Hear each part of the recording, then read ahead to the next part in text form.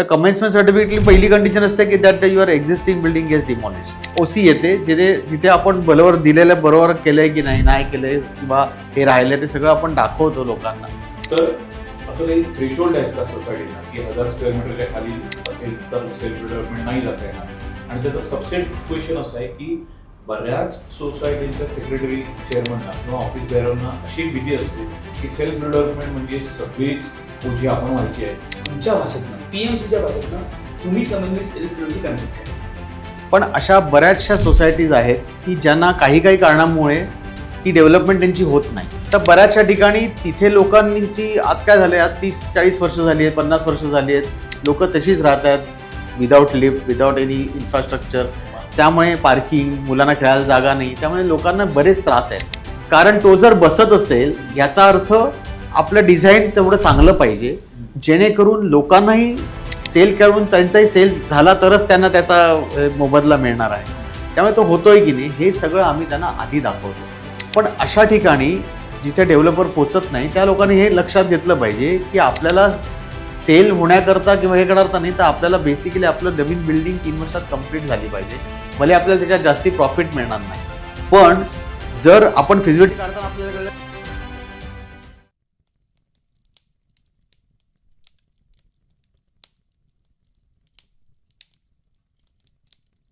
नमस्कार, मी advocate Kedar decay, माझ्याबरोबर C Laxman Dabholkar आहेत.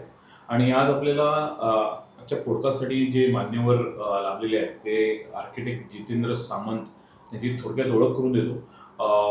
92-93 साली त्यांनी रायजा स्कूल ऑफ आर्किटेक्चरमधनं अतिशय कठीण असा आर्किटेक्चरचा कोर्स खूप चांगल्या मार्कांनी आणि दैदिप्यमान यशाने तो पूर्ण केला. रिडेव्हलपमेंट बाबतीतल्या ज्या काही बारीक सारीक आणि महत्त्वाच्या आर्किटेक्ट आणि PMC रिलेटेड ज्या गोष्टी असतील त्या चांगल्या प्रकारे त्या आपल्याला उलगडून सांगण्याचा प्रयत्न करतील. Laxman. So before we start आपण सरांना फॉर्मली इंट्रोड्यूस करूया. तुम्ही केलं आहे, सो वेलकम सर. नमस्कार. तर पहिला प्रश्न असा आहे की रिडेव्हलपमेंट या क्षेत्रात तुम्ही जी काही कामं आत्तापर्यंत केलेली आहे आणि तुमचा जो काही याबद्दलचा अनुभव आहे तो जरा प्रेक्षकांना कृपया सांगा. गेले 3 दशकं जास्ती अधिक मी या क्षेत्रात आहे रिअल इस्टेटमध्ये. आणि जसं तुम्ही मगाशी सांगितलं तसं वेगवेगळ्या डेव्हलपर्स आणि वेगवेगळ्या आर्किटेक्ट्सबरोबर आम्ही कामं केलेली आहेत. आणि आता आम्ही प्रोगो सोल्युशन्स प्रायव्हेट लिमिटेड ही जी कंपनी उघडली आहे ती आमचे निखिल दीक्षित सिव्हिल इंजिनियर आहेत आणि त्यांचे वडील विलास दीक्षित आर्किटेक्ट आहेत, ह्यांनी ती फॉर्म केलेली आहे. आणि त्याच्यामध्ये आम्ही stakeholder management, regular PMC project management consultancy, architectural design या सगळ्या गोष्टी आम्ही तिथे करतो. आणि प्लस आम्ही सेल्फ डेव्हलपमेंटची सुद्धा कामं त्याच्यामध्ये घेतो आणि त्याप्रमाणे हा आमचा प्रवास चालू आहे. एक क्वेश्चन, तुम्ही आतापर्यंत किती रिडेव्हलपमेंट केले आणि सेल्फ डेव्हलपमेंट किती केले आतापर्यंत? रिडेव्हलपमेंटचं आता तसं बघायला गेलं तर 2016मध्ये आम्ही प्रोगो स्थापन केली. पण त्याची सिस्टर कन्सर्न शिल्प असोसिएट म्हणून जी विलास दीक्षित आणि निखिल दीक्षित यांनी जी कंपनी फॉर्म केली त्यांची जर आम्ही दोघांचं बघून म्हणाल तर आम्ही more than 10 million square feet आत्ता कंप्लीट झालेली आहे. आणि सेल्फ डेव्हलपमेंटची म्हणाल तर आमच्याकडे 5 ते 6 कामं आत्ता आहेत. त्यातली 2 कामांना आमची OC सुद्धा आलेली आहे, म्हणजे ज्याला आपण ऑक्युपेशन सर्टिफिकेट म्हणतो. त्यामुळे तो एक चांगला एक्सपिरियन्स आम्हाला त्याच्यामध्ये आहे. तर 2 सोसायटीची फक्त नावं सांगू शकता का? 2 सोसायटीमध्ये चैतन्य कोऑपरेटिव्ह सोसायटी जी ह्याला आहे विलेपार्लेला ईस्टला, आणि दुसरी जी आहे ती गोरेगाव पांडुरंगवाडीमध्ये आहे, दुर्गा निवास म्हणून. Okay sir, before we start मला असं वाटतं की काही डेव्हलपमेंट आणि रिडेव्हलपमेंट किंवा सेल्फ डेव्हलपमेंट यातले काही जार्गॉन्स आहेत जसं IOD, OC, ह्याच्याबद्दल थोडं कन्सेप्ट क्लिअर करायला काय जे तुम्हाला वाटतं की ठीक आहे, सामान्य माणसाला क्लिअर झालं? ठीक आहे. बेसिकली एक लक्षात घ्या की कुठच्याही गोष्टीची म्हणजे रिडेव्हलपमेंट जेव्हा आपण म्हणतो रिडेव्हलपमेंट करायची आहे, लोकांना वाटतं की आपण आता रिडेव्हलपमेंटला जावं. तर त्याच्याकरता काय काय बेसिक एक जो प्रवास आहे तो तुम्हाला सांगतो की रिडेव्हलपमेंटला जायचं असेल तर त्याच्याकरता काही वेळेला गव्हर्नमेंटच्या गाईडलाईन्सप्रमाणे 79 याची प्रोसिजर करावी लागते. त्या प्रोसिजरप्रमाणे तुम्हाला एक चांगला आर्किटेक्ट किंवा एक प्रोजेक्ट मॅनेजमेंट कन्सल्टंट तुम्हाला नेमावा लागतो आणि त्याची AGMमध्ये नेमणूक केल्यानंतर तो तुम्हाला फिजिबिलिटी काढून देतो. फिजिबिलिटी ऑफ द प्रोजेक्ट म्हणजे काय की एक्झिस्टिंग तुमची एरिया तुम्ही किती कन्झ्युम केली आहे, नवीन DCPR 2034 प्रमाणे तुम्हाला काय ह्याच्यामध्ये ॲडिशनल मिळू शकतं, तुमची रोड वेट किती आहे, तुम्हाला ॲडिशनल TDR किती मिळेल, तुम्हाला फंजिबल त्याच्यावरती 35% मिळेल. त्याच्यानंतर DCPRच्या वेगवेगळ्या स्कीममध्ये तुम्ही कुठच्या ह्याच्यात जाऊ शकता जेणेकरून तुम्हाला जास्ती FSI मिळेल, जेणेकरून तुम्हाला डेव्हलपर, समजा डेव्हलपर आला तर डेव्हलपरला जास्ती FSI विकायला मिळेल आणि जेणेकरून प्रोजेक्ट वायबल होतं आहे की नाही.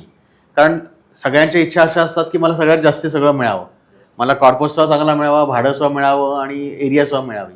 पण ते बरोबर होतं आहे की नाही, कारण शेवटी कुठचाही डेव्हलपर जेव्हा येतो तो काय चॅरिटी करायला येत नाही, तो प्रोजेक्ट कंप्लीट करायला आणि पैसे कमवायलाच येतो. त्यामुळे त्याच्याप्रमाणे दोघांची विन विन सिच्युएशन होते आहे की नाही हे आपल्याला फिजिबिलिटीमध्ये कळतं. कारण आज एक लक्षात घ्या की तुम्ही जेव्हा रिडेव्हलपमेंट करता त्यावेळी BMCचा जो खर्च आहे, प्रीमियम्स आहे, ते जवळ 30 ते 40% प्रोजेक्टच्या कॉस्टमध्ये तुम्हाला येतात. त्यामुळे ते कसे त्याची कशी आपण हे करणार, किती येतं काय, त्या सगळ्याची सांगड आम्ही घालतो आणि ती फिजिबिलिटी आम्ही बनवतो. ती फिजिबिलिटी बनवल्यानंतर ती फिजिबिलिटी आम्ही लोकांसमोर मांडतो आणि लोक त्याला अप्रुव्हल देतात AGMमध्ये. तर त्या फिजिबिलिटीमध्ये साधारण 20% जास्ती तुम्हाला डेव्हलपरला प्रॉफिट होतो. तिथे डेफिनेटली डेव्हलपर तुम्हाला ऑफर देतो. तर हे झालं एक आपल्याला फिजिबिलिटी आणि डेव्हलपर सिलेक्शन पर्यंत. डेव्हलपर सिलेक्शन झाल्यानंतर पुढच्या ज्या गोष्टी आहेत त्याचं डेव्हलपमेंट ॲग्रीमेंट असतं, त्याच्यानंतर प्लॅन बनवणं असतं. प्लॅन सगळे बनवण्याचं फायनल केल्यानंतर ते म्युन्सिपाल्टी टाकले जातात आणि त्याच्यानंतर इंटिमेशन ऑफ डिसअप्रुव्हल म्हणजे IOD ज्याला म्हणतो, ती पहिली IOD येते आणि ती IOD आल्यानंतरच तुम्हाला घरं खाली करायची असतात. त्याच्या आधी आपल्याला घरं खाली करायची नसतात. कारण IOD नंतरची जी कंडिशन आहे ती CC आहे, कमेन्समेंट सर्टिफिकेट. तर कमेन्समेंट सर्टिफिकेटली पहिली कंडिशन असते की that your existing building gets demolished. तर याचा अर्थ आपल्याला ती डिमॉलिश करायला लागते.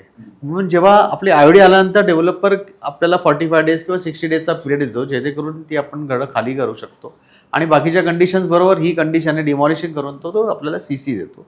पहिली प्लीन CC येते, म्हणजे प्लीनपर्यंतची CC येते. मग म्युन्सिपाल्टीवाले ते ओपन स्पेस वगैरे चेक करतात आणि मग आपल्याला फर्दर CC मिळते आणि फर्दर CC मिळाल्यानंतर मग आपण पूर्ण कन्स्ट्रक्शन पिरियड आपण हा दिलेल्या ह्याच्यामध्ये 2.5 ते 3 वर्षात तो आपण कंप्लीट करतो.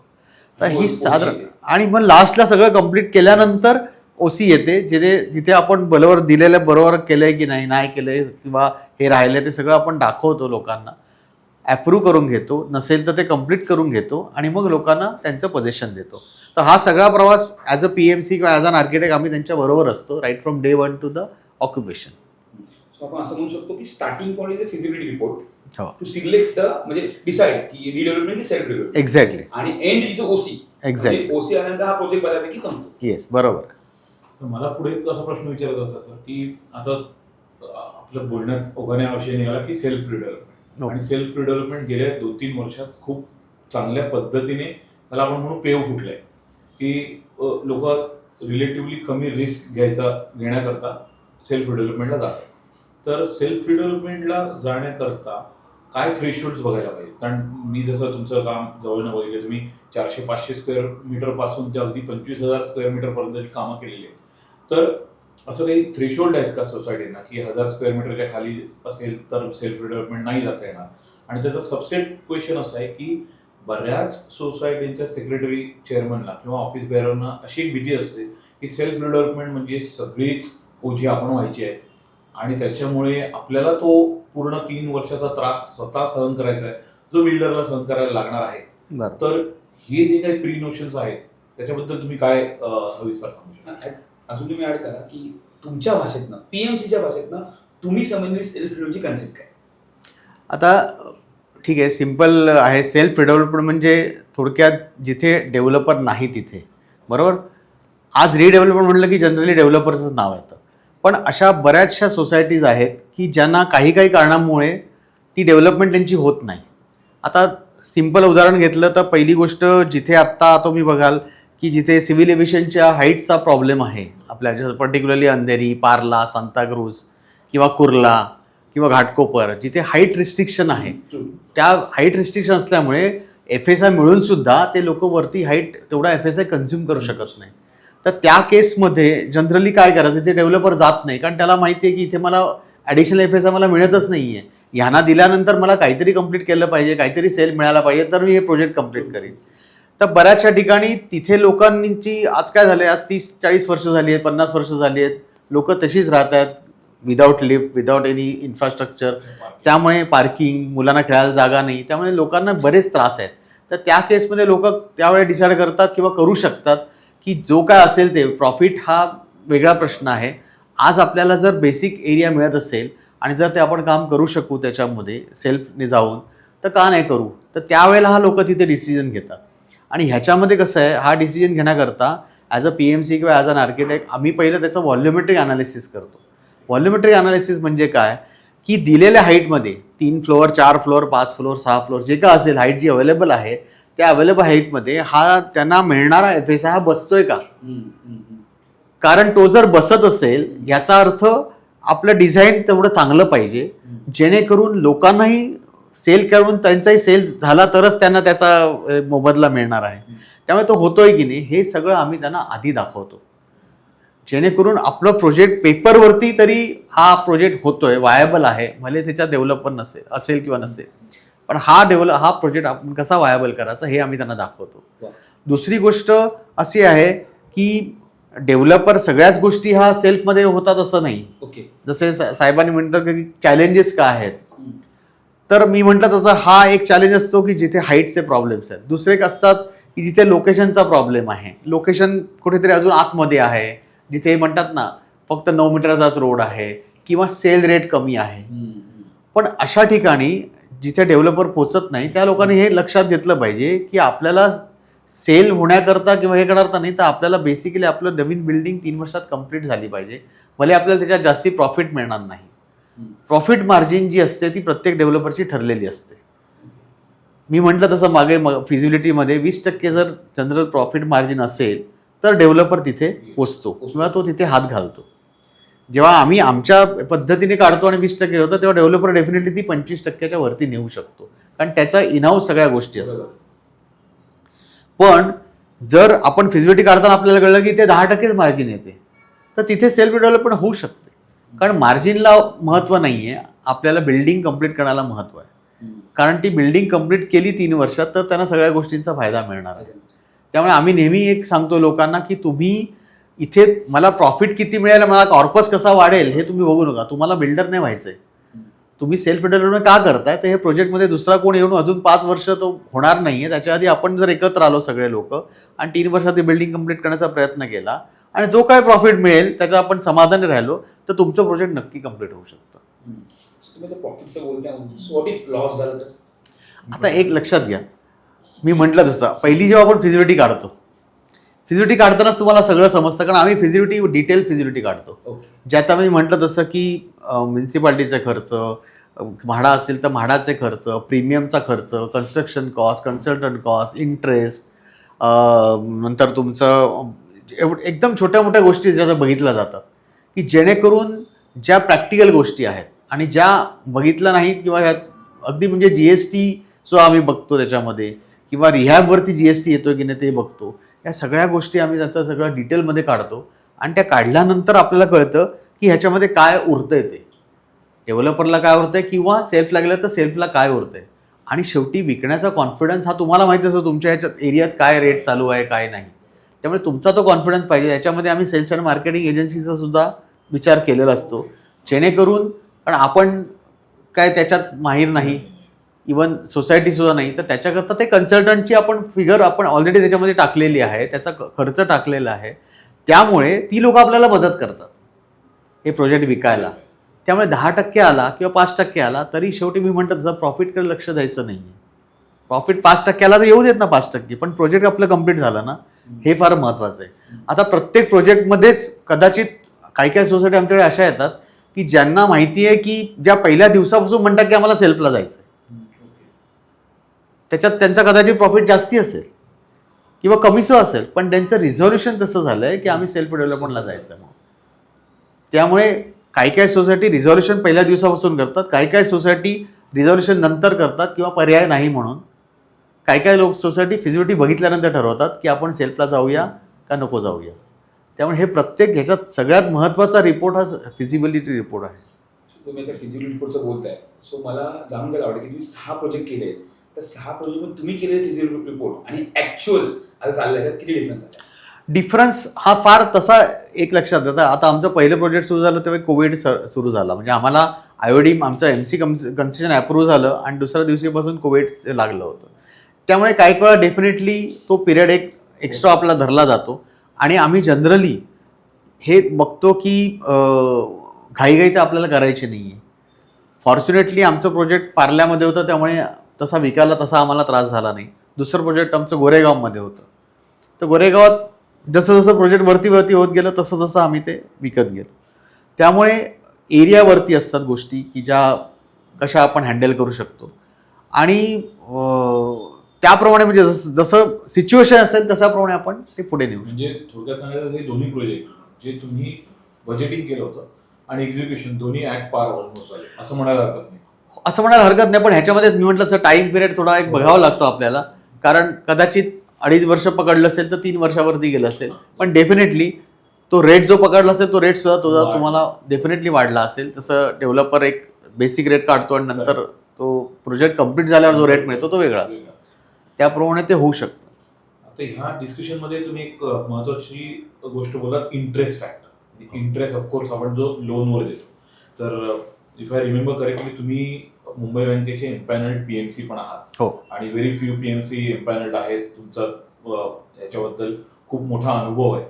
तर ह्या प्रोजेक्टसाठी मी आता सेल्फ डेव्हलपमेंट विचार केला की सगळ्यात पहिला भाग येतो, कारण प्रॉफिट हे शेवटी आपल्याला मिळतं, पण पहिले फंडिंग कुठून सुरू होतं, बरोबर, कसं सुरू होतं आणि ते किती टक्के funding किती टक्के आणि ते इझिली मिळतं का, हे असे अनेक प्रश्न जे ऑफिस बेअररला किंवा त्या सोसायटीला जे असतात त्याचं तुम्ही कसं निराकरण करता. बरोबर. तर हा सगळ्यात महत्त्वाचा प्रश्न आहे, कारण बऱ्याच लोकांना असं वाटतं सेल्फ डेव्हलपमेंट म्हणजे आपल्याला 1 रुपया काढायचा नाही आहे, आपल्याला सगळं बसल्या जागेवरती मिळणार आहे, पण ते बरोबर नाही आहे. कारण एक लक्षात घ्या, सेल्फ डेव्हलपमेंटला आत्तापर्यंत फक्त 2च बँका सपोर्ट करत आहेत. एक मुंबई डिस्ट्रिक्ट कोऑपरेटिव्ह बँक जी सपोर्ट करते 12.5% सिम्पल इंटरेस्टवरती, पण टी बँकसुद्धा IOD आल्यानंतर तुम्हाला मदत करते, IODच्या आधी ती मदत करत नाही. सिमिलरली माझ्या मते महाराष्ट्र कोऑपरेटिव्ह बँकसुद्धा आहे, त्याचं इंटरेस्ट रेट 10.75 बहुतेक, आणि तीसुद्धा IOD आल्यानंतर तुम्हाला मदत करते. त्यामुळे IOD येण्यापर्यंतचा जो खर्च आहे तो हा तुम्हालाच करावा लागतो. आता हा आपण कसा करणार, कारण काही काही सोसायटीचं असतं की आम्हाला म्हणजे पैसे काढायचं नाही आहे, किंवा काही मेंबरचं असतं. तर ह्या केसमध्ये आपल्याला 2-3 ऑप्शन्स असतात. पहिली गोष्ट म्हणजे एकतर सगळ्यात पहिला की तुम्हाला तुमचा कॉन्ट्रीब्युशन काढून तुम्हाला काढायचं. कॉन्ट्रीब्युशन जर नसेल काढायचं किंवा काही होत नसेल तर दुसरी गोष्ट, तुमचा प्रोजेक्ट कुठच्या एरियामध्ये आहे, एरिया म्हणजे कुठच्या रोडवरती आहे, त्या रोडवरती तुम्हाला कमर्शियल मिळतं आहे का, किंवा काही दुसऱ्या गोष्टी मिळतात का, जेणेकरून तुम्ही इन्व्हेस्टर आणू शकता आणि इन्व्हेस्टर तुम्हाला मदत करू शकतो की त्याला तुम्ही तो माल देऊ शकता का, जेणेकरून तुम्हाला तुमचं काम होतं, त्यालाही त्याचा माल मिळतो कमी रेटमध्ये आणि प्रोजेक्ट पुढे जातं. किंवा काही ठिकाणी आपल्याकडे कॉन्ट्रॅक्टर असतात, ते बार्टरमध्ये काम घेतात, त्यामुळे तिथेही आपल्याला त्याचा फायदा मिळतो. पण हे सगळं तुम्हाला प्रत्येक प्रोजेक्ट टू प्रोजेक्ट डिपेंड असतं, की प्रत्येक प्रोजेक्टमध्ये हेच होतं असं नाही आहे. कळलं की नाही. काही ठिकाणी लोक स्वतःहून ॲडिशन एरिया घ्यायला तयार असतात, कारण हे सगळं आम्ही कॅश फ्लो तयार करतो आणि त्या कॅश फ्लो दाखवतो, कॅश फ्लो प्रमाणे की बाबा तुम्हाला ह्या 6 महिन्यात तुम्हाला किती पैसे खर्च करावे लागणार आहे, काय केलं तर तुमचं हे होऊ शकेल, किती फ्लॅट विकले गेले पाहिजेत. तर हा कॅश फ्लो सुद्धा आम्ही बरोबर घेऊन बसतो. त्यामुळे जेणेकरून आपल्याला ते टार्गेट असतं, कारण कुठची इतकी सिम्पल गोष्ट नाही आहे की बाबा हे सगळं स्मूथ होतं. दोन्ही गोष्टीमध्ये चॅलेंजेस आहेत. डेव्हलपर बेसमध्ये सुद्धा चॅलेंजेस आहेत आणि सेल्फमध्ये सुद्धा चॅलेंजेस आहेत. त्यामुळे हे चॅलेंजेस असल्याशिवाय मजाही येत नाही. सो आपण त्याप्रमाणे सगळ्या गोष्टी त्या अरेंज करतो किंवा त्याचं आपण टार्गेट ठेवतो. विच फॅक्टर सेल्फ डेव्हलपमेंट ही आत्ताची कन्सेप्ट आहे, हो, हल्लीची, तुम्हाला का मोटिवेट केला PMC की मी सेल्फ डेव्हलपमेंट करावं? सर हे एक सांगतो की कन्सेप्ट नवीन आहे बरोबर आहे, पण ही आधी सुद्धा आहे. मुंबई तयार झाली सेल्फ डेव्हलपमेंटवरती. तुम्ही जर बघाल तर आज LIC कॉलनी म्हणा किंवा SBI कॉलनी म्हणा, काय होतं सेंट्रल बँक कॉलनी, हा, कारण त्यावेळेला लोकांना काय होतं, प्लॉट दिले गेले आणि त्यांनी कॉन्ट्रॅक्टर नेमून लोकांनी बांधली. आज माझ्याकडे चारकोपमध्ये आम्ही जी करतोय राम विजय सोसायटी, ती त्यांनी म्हाडाकडनं प्लॉट घेऊन केली होती आणि त्यांनी केली म्हणजे ज्यावेळेस त्यांनी जे सोकॉल प्रमोटर होते ते आमच्या सेल्फला नवीन होते, म्हणजे त्यांच्या हस्ते आम्ही त्याचं हे केलं. कळलं की नाही? आज म्हणजे सांगण्याचा अर्थ सेल्फ डेव्हलपमेंट लोकांना नवीन नाहीये, पण पूर्वी कसं होतं, पूर्वी लोक खूप डेडिकेटेड असायचे की आपण सगळं लिहून ठेवूया, सगळं करूया. आता लोकांना वेळ मिळत नाही. त्यामुळे तुम्हाला एक असा कन्सल्टंट मिळाला पाहिजे की जो सगळी कामे अंडर वन रूफ तुम्हाला करून देईल, जेणेकरून एकच एजन्सी रिस्पॉन्सिबल. तुम्हाला सेल्फ डेव्हलपमेंट म्हणजे तुम्हाला काय गोणी लिहायच्या नाही, सिमेंटच्या गोणी किती गेली किंवा रेतीच्या किती गाड्या गेल्या तुम्हाला लिहायचं नाहीये. तुम्हाला त्याप्रमाणे एजन्सी ठेवायची आणि एजन्सीचा खर्च हा आपण फिजिबिलिटी धरलेला असतो आणि त्याच्यावर कॉन्ट्रॅक्ट असतं. बरोबर. आज तुम्ही म्हणाल की मला सेल्फ डेव्हलपमेंटला का आनंद मिळतो, कारण बेसिकली मी आर्किटेक्ट आहे आणि आर्किटेक्टमध्ये डिझाईन करणं किंवा प्लॅन करणं हा जो ह्याच्यासारखा आनंद दुसरा कोणाला नसतो. त्यामुळे सेल्फमध्ये आम्ही ते काम घेतो आणि त्याच्याप्रमाणे आम्ही डिलिव्हर करण्याचा प्रयत्न करतो, जेणेकरून लोकांना हवी तशी घरं मिळतात आणि सेल करायचा चांगला प्लॅन मिळतो आणि प्रोजेक्ट चांगलं रन होतं. तुम्ही पॅशनेट आहात. हा म्हणजे आता म्हणजे कारण शेवटी आज एवढे वर्ष ह्या फील्डमध्ये असल्यामुळे आणि बेसिकली आर्किटेक्टचं तेच काम असतं की कसं नवनवीन डिझाईन तुम्ही बनवू शकता किंवा कसे तुम्ही डिझाईन करून लोकांना सॅटिस्फाय करू शकता. मग त्या आयओडीच्या प्रश्नावर परत येतो मी की तुम्ही जसं म्हणालात की आयओडी पर्यंत बँक लोन देत नाही. मग आयओडी पर्यंतची काय पर्सेंटेज अमाऊंट असते की जी सोसायटीला either from their own funds किंवा बाहेरनं मॅनेज करायला लागते? ती पर्सेंटेज साधारण 10%, 20%? साधारण कसं आहे, आता एक्झॅक्ट आपण त्याचा काढू शकत नाही कारण प्रत्येकाचं रेडी रेग्युलर रेट ह्या सगळ्या गोष्टी धराव्या लागतात.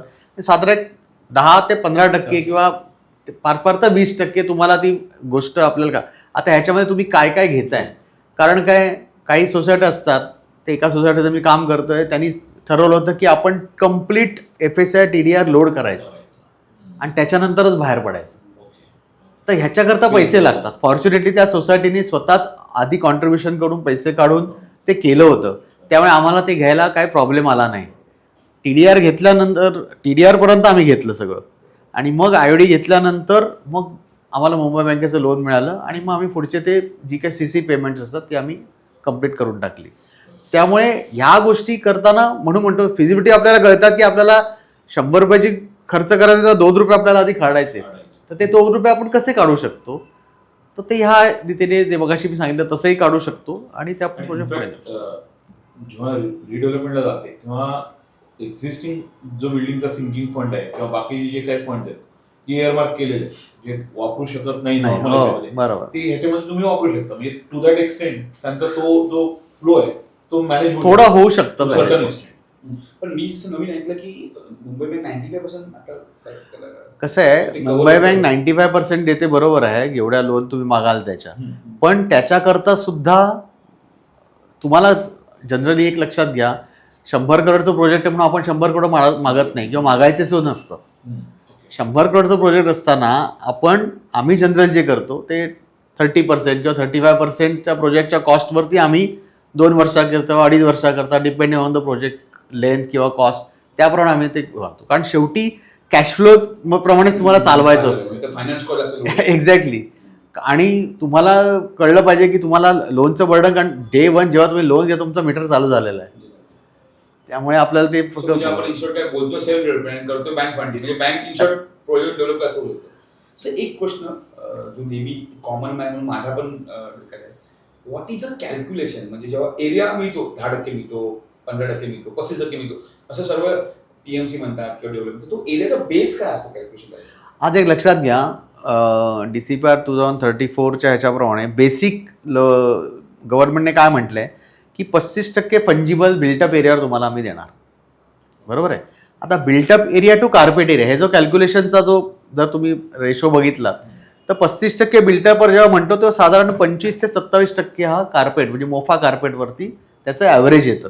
आता काही सोसायटी त्याच्यामध्ये म्हणतात की आम्हाला बाल्कनी सुद्धा ॲड करायची, त्याच्यामध्ये आम्ही बाल्कनी सुद्धा वापरतोय, म्हणजे युजेबल कार्पेट आम्ही करतोय, तर त्या केसमुळे तो अजून कमी येतो. किंवा असं किंवा असं का, शेवटी डेव्हलपर तुम्हाला ओसीच्या प्लॅनवर जो एरिया आहे बिल्टअप एरिया त्याच्यावरती 35%च देणार. ओसीच्या प्लॅनवर. ओसीचा प्लॅन हा खूप महत्वाचा असतो.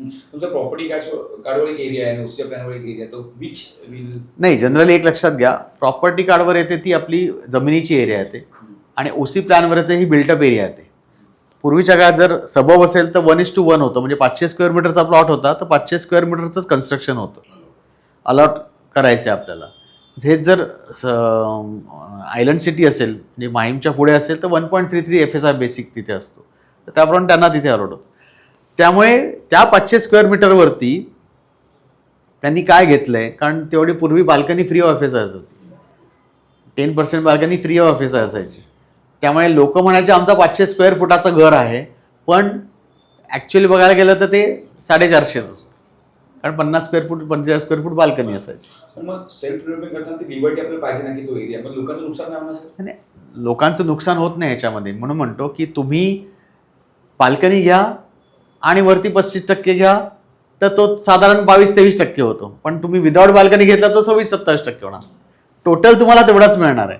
आणि आज सेल्फ डेव्हलपमेंटमध्ये एक आहे की ॲडिशनल एरिया तुम्ही घेऊ शकता, कारण शेवटी तुमचीच एरिया आहे. तुमचीच building, हां. समजा प्लॉट 1000 स्क्वेअर मीटरचा आहे, 9 मीटरचा रोड आहे, तर तुम्हाला 2.7 2700 स्क्वेअर मीटर मिळणार आहे.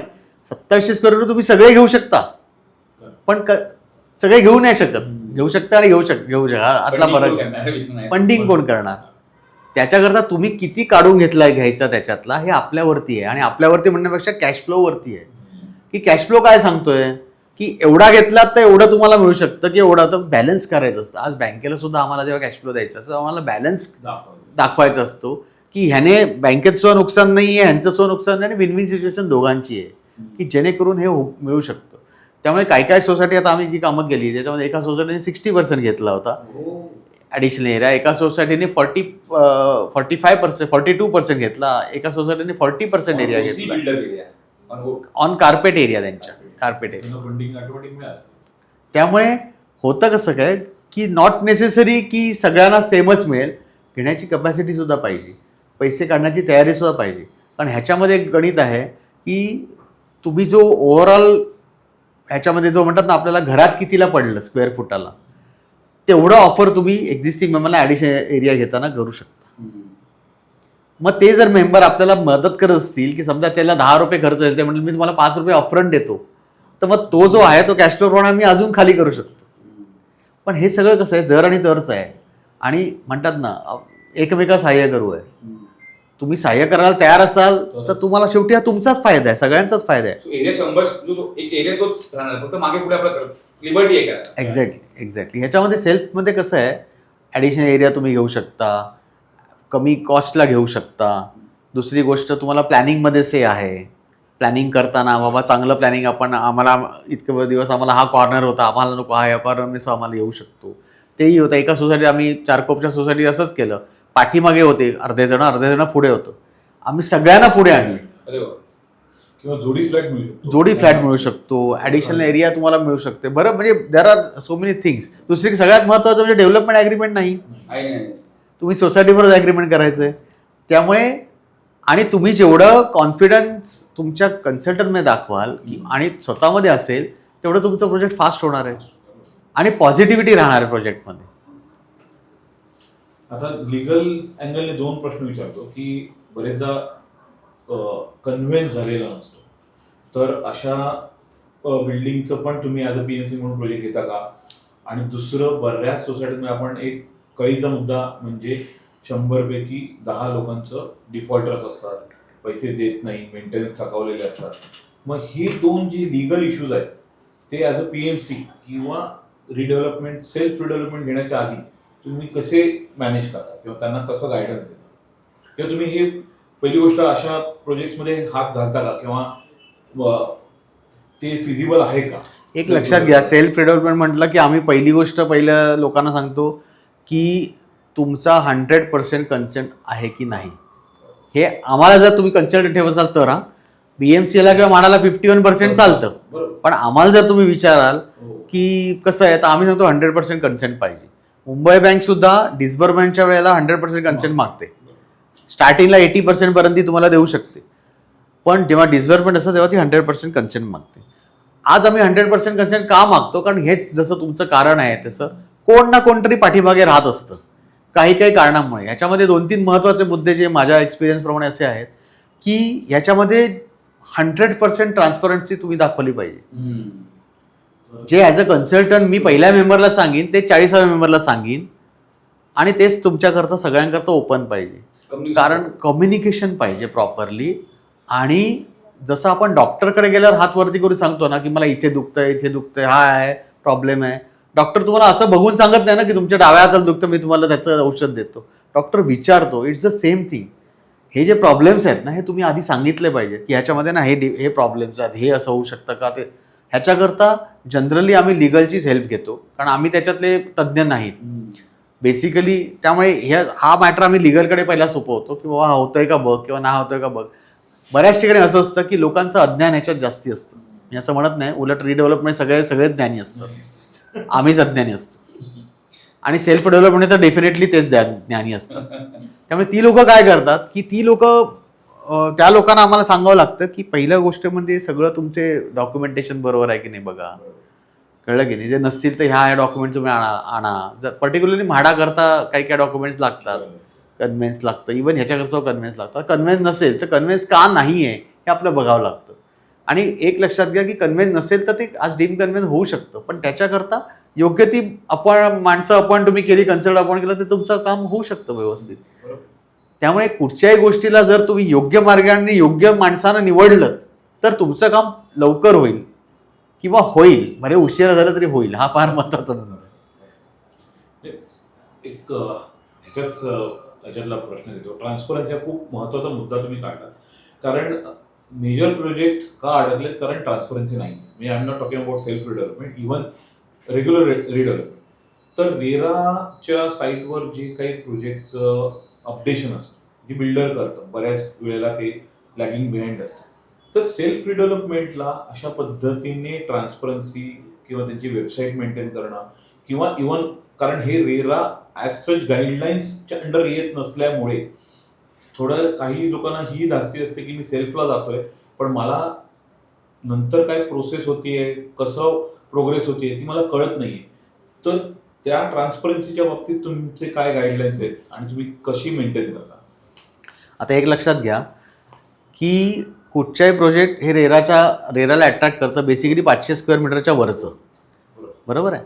त्यामुळे सेल्फ डेव्हलपमेंटमध्ये सुद्धा सोसायटी इज अ प्रमोटर. त्यामुळे सेल्फ डेव्हलपमेंटचं प्रपोजल हे रेराला रजिस्टर होतं. आज आमची जो 500 स्क्वेअर मीटरच्या वरती रेराला रजिस्टर होतं. आज अनफॉर्च्युनेटली सध्या तरी माझ्या मते एक्झिस्टिंग मेंबर्स करता रेराचं काही गाईडलाईन्स नाही. एक्झिस्टिंग मेंबर्स करता कदाचित आल्या असतील तर मला माहिती नाही, अजून तरी आला नाही आहे. त्यामुळे जे नवीन आपल्याकरता जी लोक येणार आपल्या सोसायटीमध्ये किंवा तुमच्या जे सेल्फ डेव्हलप सोसायटीमध्ये त्यांच्याकरता रेरा लागतं. त्यामुळे तुम्ही सेल्फ प्रमोटर असल्यामुळे तुम्ही जे डेव्हलपरचं असतं सेम तुमचं तिकडे नाव येतं आणि तुम्हाला सगळ्या गोष्टी तिथे सांगाव्या लागतात, त्याची सगळी डॉक्युमेंटेशन कम्प्लीट करावं लागतात आणि तुम्हाला रेरा नंबर हा घ्यावाच लागतो. आणि त्यामुळे आज होतं काय, रेरामध्ये आल्यानंतर थोडं तुम्हाला एक समाधान असतं, आश्वासन असतं की आपलं प्रोजेक्ट अडकणार नाही किंवा अडकलं तर कुठे. आज सेल्फमध्ये अडकण्याचे चान्सेस फार कमी असतात. जसं कारण का, पहिली गोष्ट तर आपण कम्प्लीट FSI लोड करून जातो. आपण कुठेही डेव्हलपरसारखं आता TDR घेतलाय पण अजून फंजिबल घ्यायचं आहे मग तो बघू आपण नंतर, अशा गोष्टी करत नाही. सगळ्या गोष्टी कम्प्लीट FSI लोड करून आपण जातो. दुसरी गोष्ट, लोड केल्यानंतर IODचा खर्च आपण केला असतो. तिसरी गोष्ट, आपण एक चांगला कॉन्ट्रॅक्टर नेमलेला असतो. आज कॉन्ट्रॅक्टर काम का करणार नाही, जर त्याच्याकडे परमिशन नसेल आणि पैसे नसतील त्याला मिळणार आहे. पण या दोन्ही गोष्टीचा विचार करून जर आपण ती प्रोव्हिजन ठेवली असेल तर त्याचं काम अडकणार नाही. आणि आज प्रत्येक गोष्टीला प्रत्येक कॉन्ट्रॅक्ट करून आपण ठेवतो. आज डेव्हलपर सुद्धा स्वतः काही काम करत नाही, त्याच्याकडे सुद्धा कॉन्ट्रॅक्ट, त्याच्याकडे कन्सल्टंटची टीम असते प्रोफेशनल लोकांची. आर्किटेक्ट असतो, RCC, सेम थिंग आपण तेच करतो ना. सेल्फमध्ये काय करतो की तुम्हीच ॲज अ प्रमोटर राहता आणि तुम्ही सगळ्यांना अपॉइंट करता आणि त्यांच्या बरोबर तुम्ही कॉन्ट्रॅक्ट करता. त्या कॉन्ट्रॅक्टमध्ये केलेलं काम तरी वेळेत नाही केलं किंवा नाही केलं त्या वेळेला तुम्ही त्याला काढू शकता, तो क्लॉज सुद्धा तुम्ही टाकू शकता. त्यामुळे एक्झॅक्टली, त्यामुळे आणि जे काम केलं असेल त्याचे पैसे तुम्हाला द्यायचे, जे नाही केले त्याचे पैसे तुम्हाला द्यायचे नाही. त्यामुळे इट्स द सेम थिंग, जे डेव्हलपर करतो तेच आपल्याला करायचं. ह्याला अनुसार एक प्रश्न आहे की what you feel as a PMC की जे प्रोजेक्ट सेल्फ डेव्हलपमेंट असो किंवा रिडेव्हलपमेंट असो मिडवे अटकतात किंवा थांबतात, तर तुम्हाला वाटतं की का असं होत असेल किंवा असे काय अशी कारणं आहेत, 1, 2, 3, 4, 5 अशी काय कारणं की मिडवे प्रोजेक्ट थांबतात? Of course finance is one of the thing, पण अदर दॅन सगळ्यात महत्त्वाची गोष्ट म्हणजे पहिलं जर मी म्हणेन तर जो पूर्वी होता प्रॉब्लेम की डेव्हलपमेंट रूल आपले 2034चे बसले नव्हते, म्हणजे त्याचं फायनल हे आपलं आलं नव्हतं. त्यामुळे लोकांना किंवा डेव्हलपर काय वाटायचं की जे येतील आणि त्याच्यामध्ये मला जास्ती FSI मिळेल आणि ह्याच्याकरता तो काय करायचा, ते प्रोजेक्ट दाबून ठेवायचा. किंवा फायनान्स नसेल किंवा फायनान्स जरी असला तरी तो फायनान्स, समजा त्याच्याकडे दहिसरचं प्रोजेक्ट आहे आणि बँड्राचं प्रोजेक्ट आहे, तर तो फायनान्स दहिसरचा फायनान्स बँड्राच्या प्रोजेक्टला वापरता, कारण तिकडे त्याला जास्ती रेट मिळत होता. आज दहिसरला त्याला रेट कमी मिळणार आहे, पण आता हेच रेरा आल्यामुळे बऱ्याचशा गोष्टी ह्या तुमच्या कंट्रोलमध्ये आलेल्या आहेत, ज्या तुम्ही घर बसल्या बघू शकता. आपल्या प्रोजेक्टची काय कंडिशन आहे, आपल्या प्रोजेक्टमध्ये किती फ्लॅट गेलेत, काय किती सेल झालेत, हे रेरामुळे तुम्हाला घर बसल्या कळतं. त्याने कम्प्लिशनची डेट काय टाकली आहे, कम्प्लिशनचे फोटोग्राफ्स काय टाकले आहेत, कारण रेरामध्ये प्रत्येक महिन्याला आर्किटेक्टला आणि CA सर्टिफिकेट द्यावं लागतं की काय चालू आहे काय नाही, यातले किती पैसे त्याने घरी नेले म्हणजे दुसऱ्या प्रोजेक्टला वापरले, कारण त्या प्रत्येक गोष्टीचं तिथे लिमिट आलेलं आहे. एवढे सर्टन प्रोजेक्ट तुम्हाला या पैसे ह्या प्रोजेक्ट करताच वापरायचे आहेत, ह्यातले तुम्ही एवढेच घेऊन जाऊ शकता, असे रेराचे नियमसुद्धा आहेत. त्यामुळे जी प्रोजेक्ट अडकली आहेत, रेरा झाल्यानंतर सुद्धा कदाचित अडकली असतील, पण त्याच्यामध्ये डेव्हलपर नेहमी एक काम करतो की काय काय वेळा तो 3 वर्षाच्या प्रोजेक्टला 5 वर्ष सुद्धा लिहून ठेवतो, बरोबर आहे. त्यामुळे आता आणि आज तुम्ही वाचत असतात प्रत्येक दिवशी रेरामध्ये या डेव्हलपरला हे फायनान्स झाला, म्हणजे रेरासुद्धा बऱ्यापैकी काम बघते आणि डेव्हलपरला शिक्षाही करते. त्यामुळे लोक आज जागृती लोकांमध्ये भरपूर आहे. दुसरा जो एक महत्त्वाचा प्रश्न होता की काय काय ठिकाणी समजा एखाद्या डेव्हलपरने एक सोसायटी घेतली आणि त्याला नंतर कळलं की बाकीच्या पुढच्या लाईनीतल्या 4 सोसायट्या सेम आहेत आणि त्यांना जायचं आहे, तर ह्या सोसायटीला त्याने ऑफर वगैरे दिलेली आहे, पण मग तो त्याची ग्रीड वाढते की मी अजून पुढच्या 4 सोसायटी घेतो आणि मग एंटायर करून मी मोठा क्लस्टर रिडेव्हलपमेंट करतो आणि मला FSI जास्ती मी घेतो, ही त्याची ग्रीड आहे. आज काय होतं, त्या ग्रीडमध्ये तो घ्यायला जातो आणि समजा एखाद्या सोसायटीचा प्रॉब्लेम आला तर त्याला ते म्हणतात ना, मग तो त्याचा हे असतो की मला घ्यायचीच आहे, काय करू, मला इथे माझा मेन रोड आहे, माझं इगो प्रॉब्लेम्स होऊ शकतात, किंवा हे मेन रोड आहे इथे मला मोठं प्रोजेक्ट करायचं आहे, बोर्ड लावायचं, जे काय आहे सगळं, त्यामुळे तिथे मग प्रॉब्लेम होऊ शकतो. अशा वेळेला ग्रीडमुळेच जनरली प्रोजेक्ट अडकलेली असतात. पैशाचा प्रॉब्लेम हा प्रत्येकाचा वेगवेगळा असतो. कोणी पैसे उचललेले असतात, कोणी स्वतःचे असतात, कोणी दुसऱ्या ह्याचे घेतलेले असतात. त्यामुळे प्रत्येक ह्याला कारणं ही वेगवेगळी असू शकतात. आणि शेवटी एक लक्षात घ्या की थोडंफार नशीब सुद्धा लागतं कुठचीही गोष्ट कंप्लीट व्हायला.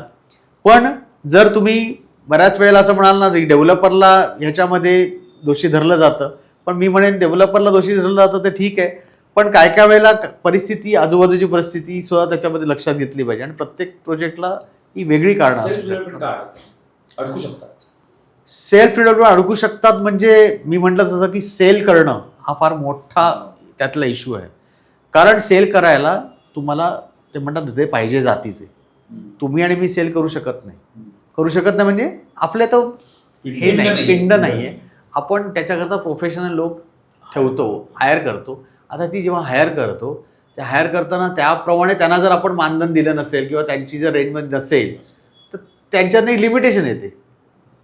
आज कुठची गोष्ट करताना एक चांगला माणूस किंवा चांगली गोष्ट जर करायची असेल तर त्याचं मानधन जर तुम्ही त्याला बरोबर दिलं तर तो आनंदाने काम करू शकतो. ही एक गोष्ट झाली. त्यामुळे सेल करताना फार महत्त्वाचं आहे की तो कसा सेल करायचा आहे. म्हणजे असं नाही की काही सोसायटीमध्ये असं असतं, अरे आता 30,000 चाललाय ना, थांबूया अजून एक पोडियमचा करूया, मग आपल्याला अजून ना इथे 32 रेट मिळेल.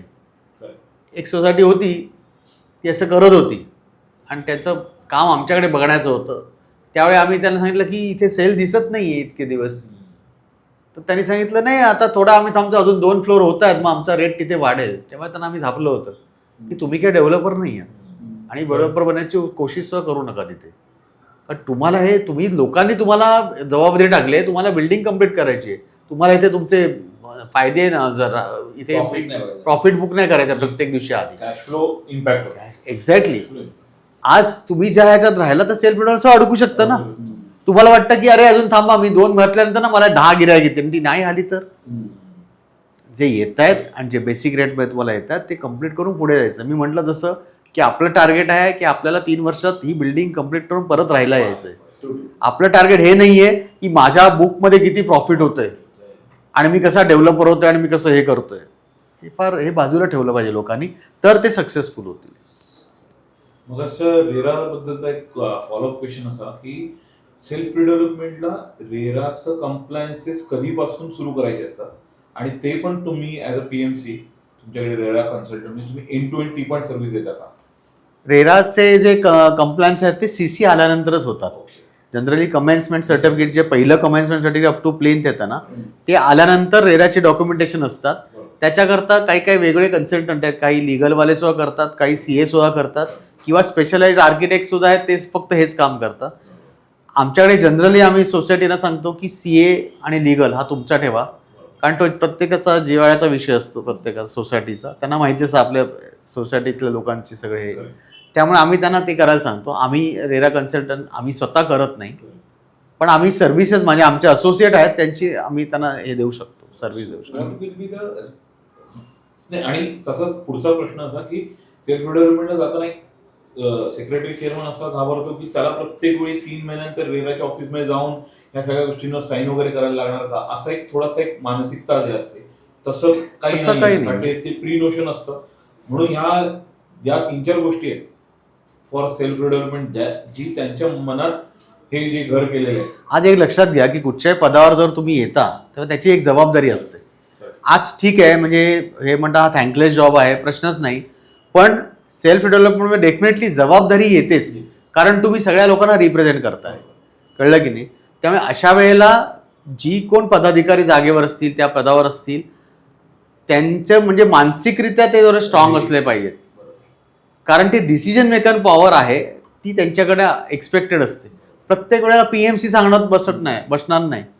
PMC सांगेल हे 3 मार्ग आहेत, ह्यातला हाने घेतला तर फास्ट पोचाल, हाने घेतला तर स्लो पोचाल, पण तुम्हाला तो डिसिजन घेता आला पाहिजे की मी काय करू ते. पण मेजॉरिटी गोष्ट कन्सल्टंट करून देणार, म्हणजे त्यांना फिजिकली प्रत्येक वेळी कुठे त्यांना काहीच करायची गरज नाही, कारण आता जसं आमच्या केसमध्ये आम्ही सगळ्या गोष्टी पहिल्यापासूनच सगळ्या आम्ही म्हणजे प्लॅन करतो की आता हे होणार आहे, हे झाल्यावर हे होणार आहे, आणि हे त्यांना मी सांगत असतो की हे तुम्हाला करायचं आहे, हे तुम्ही करा, हे असं करावं लागेल, तसं करावं लागेल, कारण हा पाठचा एक्सपिरियन्स आहे. जसं डेव्हलपरलाही माहिती असतं की ह्या गोष्टी नाही केलं तर पुढे जाऊन मी कुठे अडकेन, आणि हेच एक्सपेक्टेड असतं PMC कडनं काम किंवा आर्किटेक्टकडनं काम, की त्यांनी पूर्वसूचना दिली पाहिजे. असं नाही की, कारण डेव्हलपर क्षमतेचा असतो, समजा अचानक काय आलं तर डेव्हलपर ते म्हणतात ना, ती वेळ निभावायला समक्ष असतो. पण ह्या नॉर्मल केसमध्ये लोकांना टेन्शन येतं, अरे आता मी काय करू. हे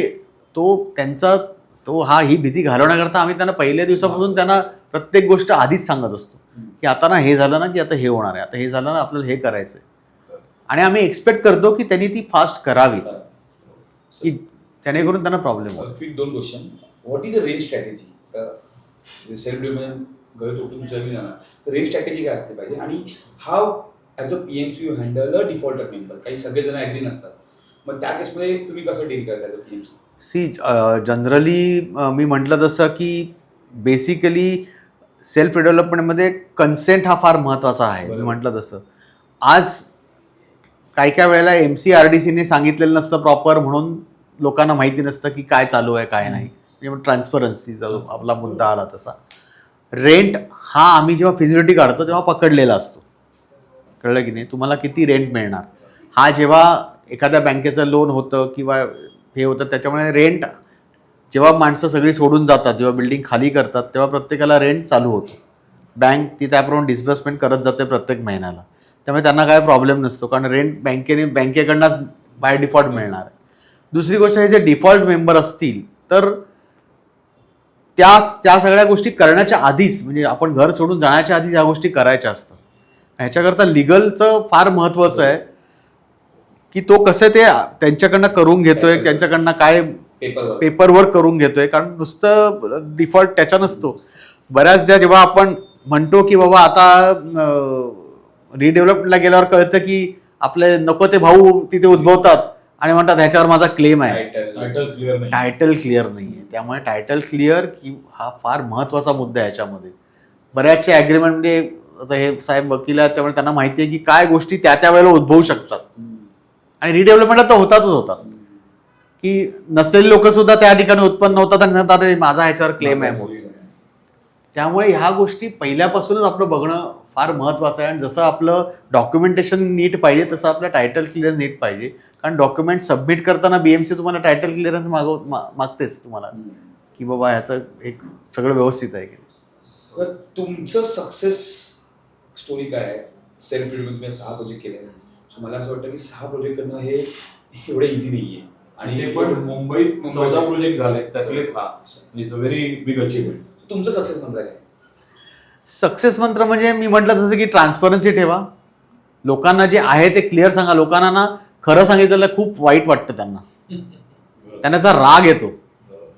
आणि अनफॉर्च्युनेटली आम्ही खरं बोलतो हे करा त्यावेळेला त्यांना राग येईल. पण पुढे गेल्यानंतर म्हणजे म्हणतात की नाही किंवा तोंडावर कोण कधी बोलतच नाही, शिवाय फक्त तोंडावर घालतात. त्यामुळे ते बघतात की म्हणतात की अरे हां हे यांनी सांगितलं होतं बरोबर आहे. त्यामुळे ट्रान्सपरन्सी ठेवा. आणि जे तुम्हाला जे काम दिलंय ज्याच्याकरता तुम्हाला ठेवलंय ॲज अ कन्सल्टंट ते तुम्ही व्यवस्थित केलं ना तर कुठचाही प्रोजेक्ट सक्सेसफुल व्हायलाच पाहिजे. कारण तुम्ही तुमचं काम करा. तुम्ही प्रत्येक गोष्टीत नाक खुपसत नाही आहे. आणि हे मी उलट सोसायटीला सुद्धा तेच सांगू शकतो की तुम्हाला जे काम सांगितले ना PMCने किंवा आर्किटेक्टने तेवढंच तुम्ही करा. प्रत्येक गोष्टी पुढे पुढे नाक पुसून करण्याचा प्रयत्न कराल ना तर तुम्ही अडकाल. कारण तुम्हाला त्याचा अनुभव नसतो. तुमची गोष्ट मला आवडली. तुम्ही म्हटलं असं की प्रत्येक PMCनी CA आणि लिगल हा स्वतःचा ठेवलेला बरं आम्ही देत नाही. सो तेव्हा तुमचा एक सक्सेस मंत्र असू शकतो. कारण की तुम्ही बोलता की तुम्ही बघा पैसे तुमच्याकडे आहे, तुम्ही आम्हाला allot करा. कारण आज एक लक्षात ठेवा की आम्ही सेल्फ डेव्हलपमेंट म्हणजे तुमच्या फायद्यात नाही तुमच्या तोट्यात नाही. बरोबर. उद्या कोण कोणाला वाटत असेल अरे मग आता तुम्ही एवढे पैसे घेता का हे करता का म्हणजे तुमचा प्रॉफिट घे. लोक पहिला प्रश्न फिजिबिलिटी काढायला गेलो तुम्ही किती फी घेणार आणि तुमचा मागच्या वेळेचा टर्नओव्हर काय हे असे असंबद्ध ज्याला काय म्हणतात ना आणि कंडिशन्स टाकतात. मला त्याचं आश्चर्य वाटतं की मागच्या 3 वर्षाचा काय संबंध आहे. मला नॉलेज पाहिजे की तुम्हाला माझी बॅलन्स शीट पाहिजे. तुमची कॅपॅसिटी टेस्ट करण्यासाठी म्हणजे कशावर करतात मला माहिती नाही. म्हणजे हा क्रायटेरिया कोणी आणला मला माहिती त्या नाही. 3 वर्षामध्ये केवढ्या तरी गोष्टी बदललेल्या असतात. अजून एक सक्सेस मंत्र तुमचा मी म्हणू शकतो की तुम्ही जे म्हटलं मगाशी की पॅशन आहे तुमचं डिझायनिंग तुम्हाला वेळ मिळतो का नाही तो एक आनंद मिळतोच ना साहेब. आज कसं आहे आज सेल्फमध्ये आम्ही काय करतो तेही तुम्हाला सांगतो की आम्ही प्रत्येक कुटुंबाला ऑफिसमध्ये बोलून त्याचा प्लॅन दाखवतो आणि त्याच्याबरोबर बसून आज शेवटी लोकांना घर पाहावं बांधून त्यामुळे लोकांना आनंदच असतो. हे असं होईल का ते डिटेल असं होईल का मग असं केलं तर मग हे आम्हाला एवढं एक टॉयलेट द्या ना किंवा हे टॉयलेट कमी करा ना किंवा लिव्हिंग रूम वाढवा ना किंवा डेक द्या ना. ह्या ज्या गोष्टी आहेत ना ह्या आम्ही प्रत्येक कुटुंबाशी बरोबर बसून बोलून त्याप्रमाणे त्यांना देण्याचा प्रयत्न करतो. ठीक आहे 100% सक्सेस होऊच शकत नाही पण जेवढं होऊ शकेल जेणेकरून जी काय मेंबर्स आहेत दे शुड सॅटिस्फाईड. कळलं का. त्यामुळे त्याचा जो आनंद आहे ना तो वेगळा असतो. आज लोकांना कळतं की हा या माणसाने आम्हाला बोलवलं आम्हाला विचारलं. बिल्डरकडे गेला तुम्हाला विचारत नाही हा प्लॅन घ्या हा नाही आवडला तर दुसरा अल्टरनेटिव्ह नाही आहे चला. आणि ही एरिया एवढी आहे ना ही एवढी तुम्हाला आहे तुमची एवढी आहे डिफरन्स तुम्हाला द्यायचा आहे कारण याच्या खालचे प्लॅन मी करणार नाही. हा खूप मोठा पॉईंट आहे. त्यामुळे ज्या माणसांना ज्यांच्याकडे परिस्थिती नाहीये ते म्हणतात मला 350 घर ओके आहे. नाही मी 350 बांधणारच नाहीये मी 500चाच फ्लॅट बांधणार आहे. मग 150 तुम्हाला द्यायचेच आहेत पैसे. आज आपण जो संवाद केला त्यामुळे असा एक प्रश्न जो आम्ही दोघांनी तुम्हाला विचारला नाही पण तुम्हाला वाटतोय की आम्ही बोललो असा काही आहे का प्रश्न? नाही म्हणजे तुम्ही तर सगळ्या गोष्टी कव्हर केल्यात त्यामुळे मला असं वाटतं की आपलं डिस्कशन कोणी ऐकलं तर ते लगेच स्वतःहूनच स्वतः करायला लागतील. आपल्या तिघांची गरज लागणार नाही. नाही कारण मंत्रामध्ये मला एक अजून पॉईंट ऍड करायचा होता की जसं तुझं काम तुम्ही अगदी जवळनं गेले कित्येक वर्ष बघतोय बट जसं म्हणतो ना आपण की एखादं सक्सेस होण्यासाठी टीमवर्क खूप महत्वाचं असतं. एक्झॅक्टली. तुझ्या टीम बद्दल थोडंसं आणि तुझ्या ऑफिस आणि त्याच्याबद्दल थोडंसं जर प्रश्नच नाही. म्हणजे डेफिनेटली तुम्ही म्हणाल तसं की टीमवर्क हे फार आहे कारण शेवटी अंडरस्टँडिंग जर आपल्या माणसांबरोबर असेल तर मला माहिती या माझ्या माणसाला मी एक काम सांगितलं की तो ते काम कसं करणार आहे मला माहिती असतं. आणि आज आमच्याकडे जी टीम आहे आमची ती खूप चांगली टीम आहे. 2 इंजिनियर्स आहेत 2 आर्किटेक्ट्स आहेत आणि चांगली कामं करतात. चांगलं माझ्या पश्चात किंवा माझ्या अपरोक्ष सुद्धा ते बेसिकली क्लायंटला हँडल करतात आणि सॅटिस्फाय करतात.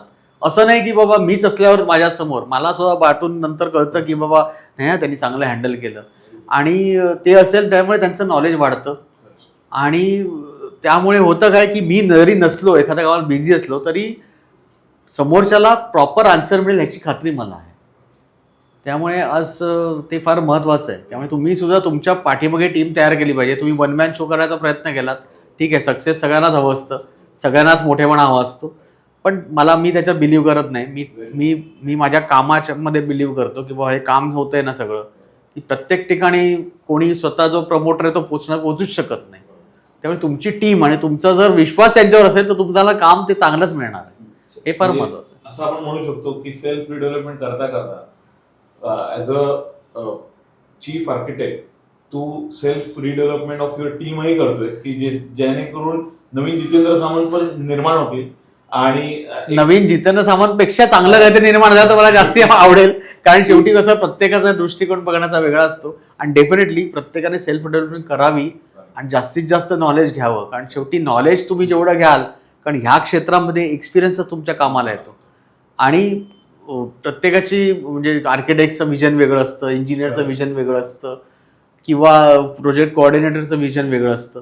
या सगळ्यांनी त्याचा विचार करून आपण ह्याच्यातलं जास्तीत जास्त कसं घ्यावं आणि पुढे मागे त्यांची जी जर्नी असेल त्याच्यात ते कसं त्याचं इम्प्लिमेंटेशन करून आपलं स्वतःला अपडेट करावं, हे फार महत्त्वाचं आहे. सांगता करण्याच्या अगोदर एक last but not a least of question, तुम्ही केलेल्या प्रोजेक्टमधलं अशी एक स्टोरी जी तुम्हाला थ्रिल म्हणून सांगायला आवडेल की नाही यार ये इसमें कुछ अलग था यार, म्हणजे ह्या वेगळं मजा आली, म्हणजे डोकंदुखी झाली याच्यात हे करता करता सेल्फ डेव्हलपमेंटमध्ये, पण यार मजा आहे.